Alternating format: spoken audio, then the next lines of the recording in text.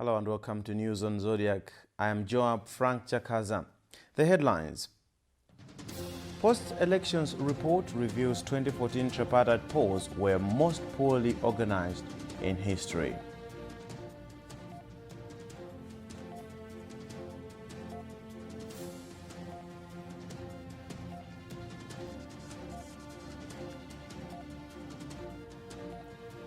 Private auditors engaged to inspect accounts at key government ministries in a bid to detect theft of public funds.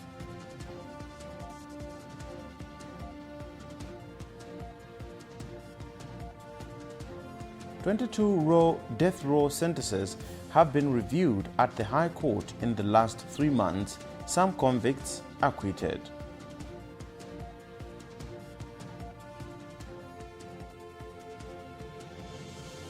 In sports, TNM increases sponsorship package for the Top Flight Super League to 90 million kwacha.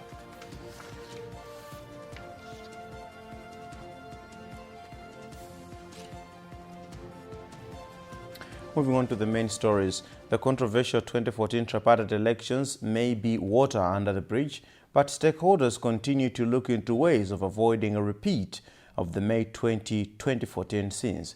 A post-tripartite elections study report presented Monday in Blantyre says the election was poorly organized.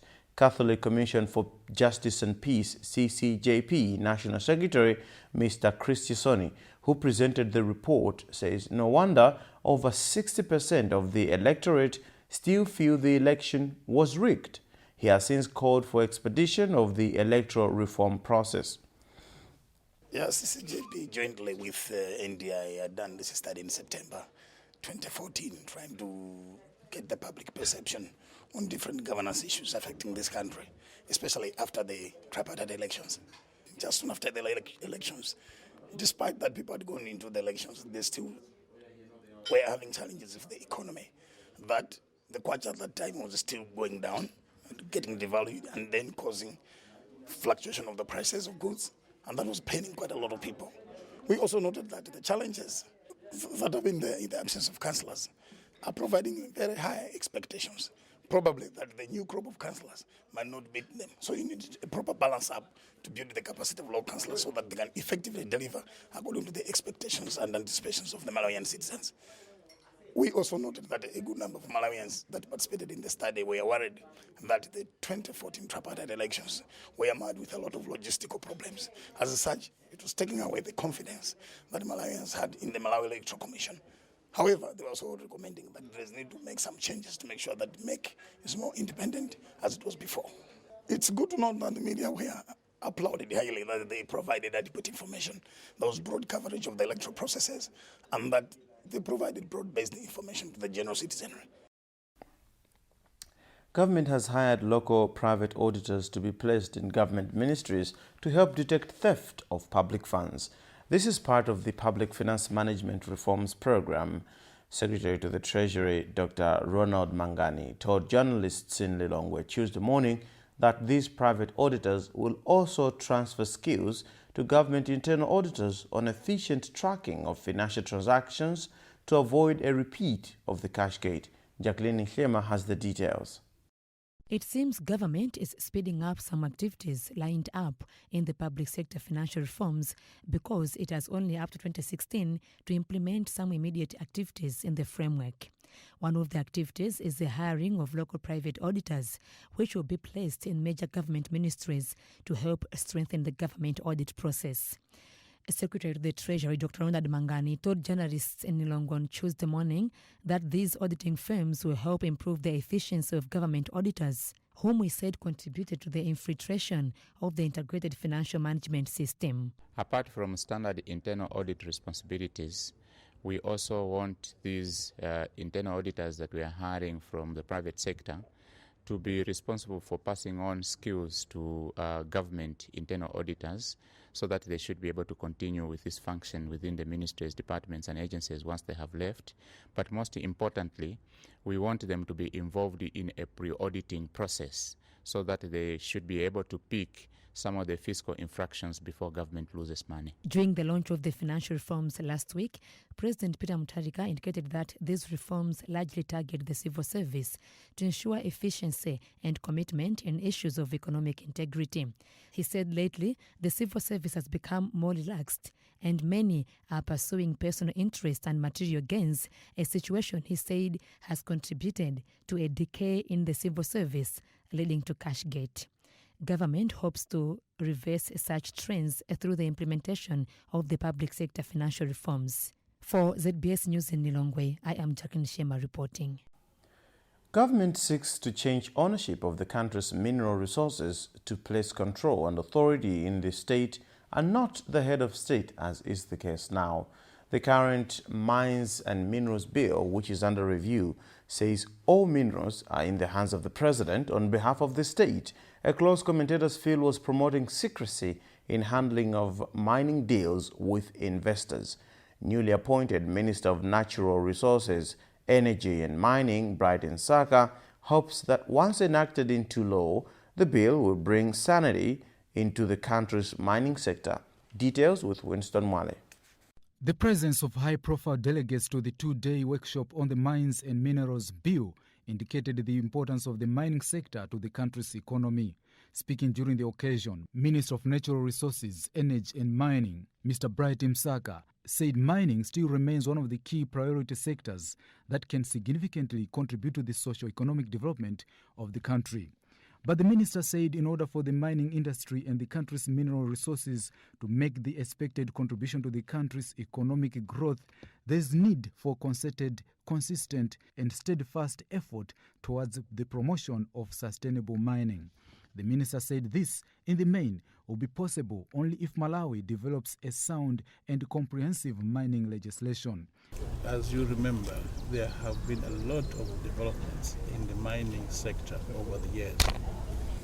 And as of 1981, we were not really known to be a mineral-rich country. So our commitment to coming up with a solid piece of legislation was not that strong. But now, realizing that we are mineral-rich as a country and that we must attract investment, but also enable Malawians to derive benefits from our mineral resources, we have come up with a bill that, if passed by Parliament, will achieve all these objectives. Among others, the proposed Mines and Minerals Bill proposes the creation of a Mineral Resources Committee that will ensure transparent and efficient issuance and administration of mineral tenements. The bill also proposes the promotion of local community engagement between the license holder and the communities. Recently, there have been misunderstandings between communities and miners. The bill goes further to propose the possibility of government participating in some mining projects. Again, the bill proposes the shift of the collection of mineral royalties from the Ministry of Mining to the Malawi Revenue Authority in a bid to promote efficiency in mineral revenue collection. The delegates to the two-day consultative workshop in Lilongwe are expected to provide their views on the draft bill before it is submitted to Parliament for enactment. Winston Mwale, Zodiak. This year, the Malawi Human Rights Commission began resentencing for some 170 death row inmates, and authorities now say at least 22 cases have been reheard. Some convicts have been acquitted, while others have had their life sentences upheld. The resentencing project is part of adherence to a landmark court ruling in 2007, which nullified mandatory death penalty. MHRC is implementing the project in partnership with the Office of the Director of Public Prosecution, Legal Aid Department, and Faculty of Law at the University of Malawi. Grace Kombe speaks to Judiciary spokesperson Mr. Mlenga Mvula on progress of the cases. We have made a very tremendous progress in terms of rehearing those cases, homicide cases. We have held about 22 cases in total so far, and out of 22, 5 have been already immediately released. 3 that have been determined incarceration, and 3 as well, their judgments are reserved, while further 5 that are being looked into in terms of judgments are being written. Within this month, I know that all the cases, their judgments will be ready. Files do not actually miss, but rather misplaced in one way or the other. That's why maybe what we do is like we have changed the system a little bit at the moment. We are moving towards a digital kind of case management system, whereby you want everything to be computerized, and like all this kind of style whereby we use the manual sort of keeping the files. So sometimes, yes, they could misplace them. Instead of maybe putting in the right file, they could put it in the wrong file. That's causing a lot of problems in terms of identification of those cases. But in the meantime, we have managed to at least find some. And as I'm talking right now, apart from the 22 which have already been reheld, we are now into another phase, which I may call the second phase, whereby more cases have been now are being held in different high courts. A reminder that you're watching the news on Zodiac live from our studios in Lilongwe. My name is Joab Frank Chakaza. We have more news after the break.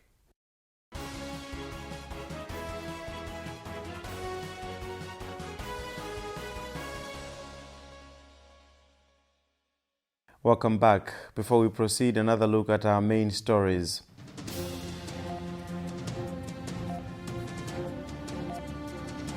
Post-elections report reveals 2014 tripartite polls were most poorly organized in history.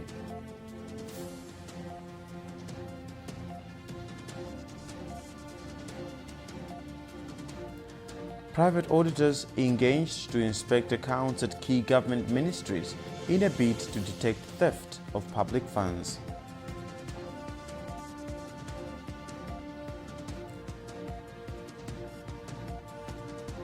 "22 death row sentences have been reviewed at the High Court in the last 3 months. Some convicts acquitted." In sports news, TNM increases sponsorship package for the Top Flight Super League to 90 million kwacha.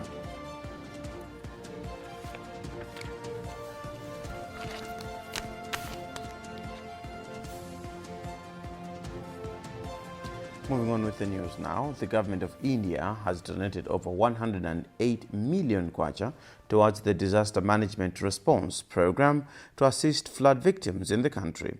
Indian High Commissioner to Malawi, Vanlal Huma, hopes the donation will alleviate suffering of people living in camps. Tadara Kaledzera reports. India joins the list of the countries that have helped Malawi towards assisting the 2015 flood victims. Indian High Commissioner to Malawi, Vanlal Huma, said the funds are a way of trying to alleviate the lives of those affected by the devastating floods. As a friendly country, we thought that we should do something to help them. That's why we made a recommendation to the government of India that we should do something about it and try to make the suffering a little less painful, so that they can get back to their normal life as quickly as possible. That's why we made this token contribution. Receiving the funds, Vice President Saulus Chilima said the assistance is timely, as many flood victims are in dire need of basic necessities, including food and medication. He said government is in the third phase of reconstruction, where the flood victims are being returned to their homes. We have gone through 2 phases, which is the rescue and evacuation as the first phase, because we needed to rescue the people that were affected. And then the second thing was to make sure that these people were brought into camps and were provided with items that they required for a livelihood, i.e.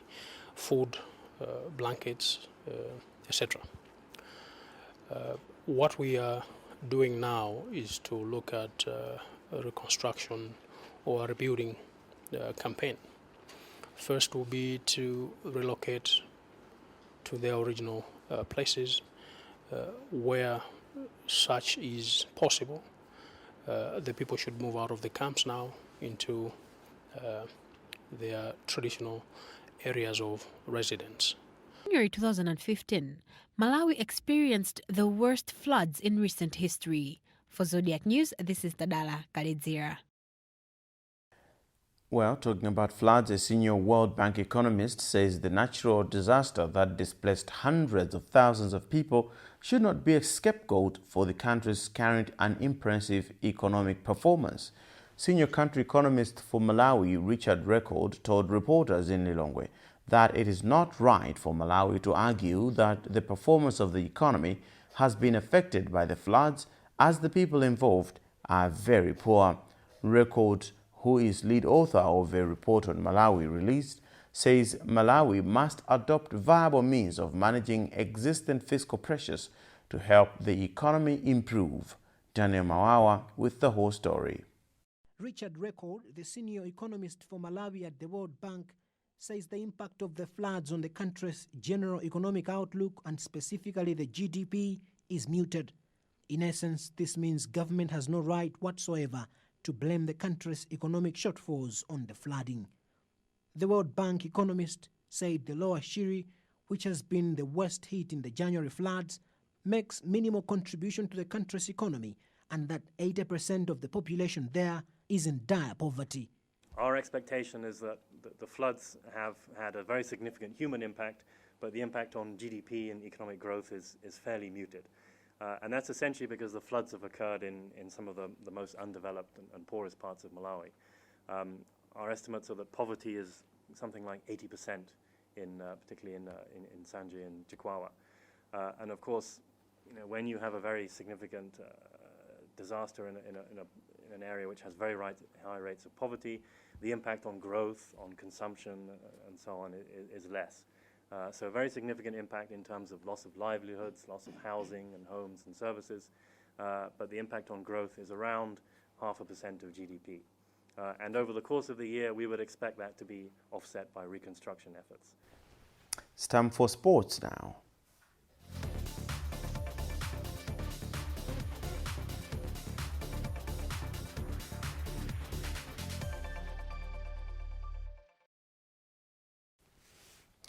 The country's top flight league sponsor, TNM, has increased sponsorship package for the Super League to 90 million from 65 million kwacha.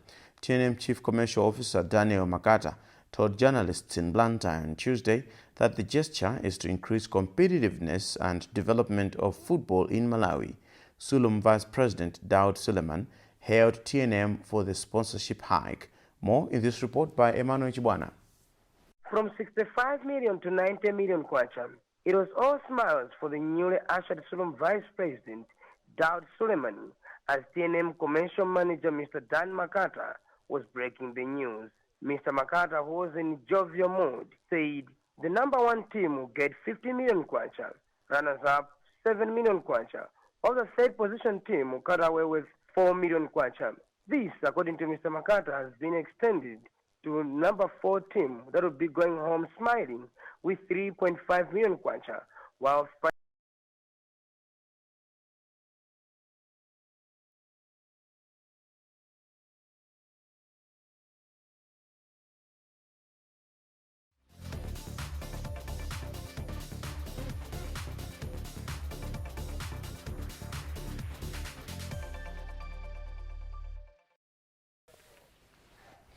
And we now move to international news.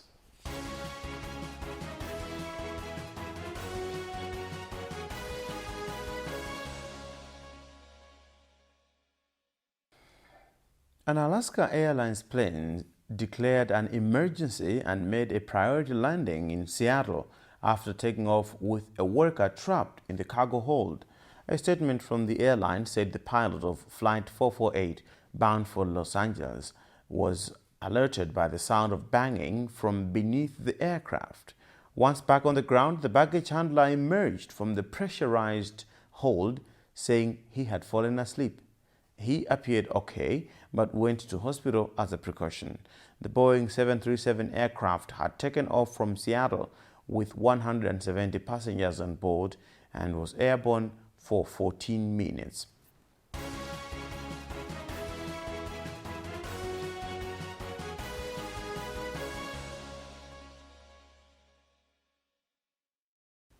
Well, that's about what we had time for in this edition, but before we go, another look at some of our main stories.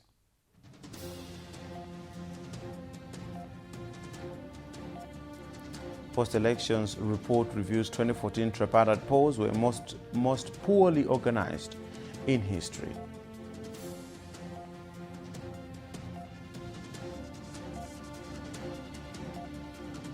Private auditors engaged to inspect accounts at key government ministries in a bid to detect theft of public funds.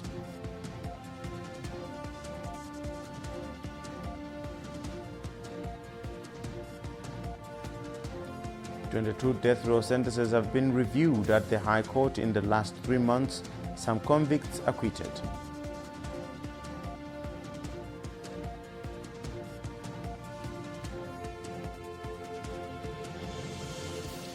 In sports, TNM increases sponsorship package for the Top Flight Super League to 90 million kwacha.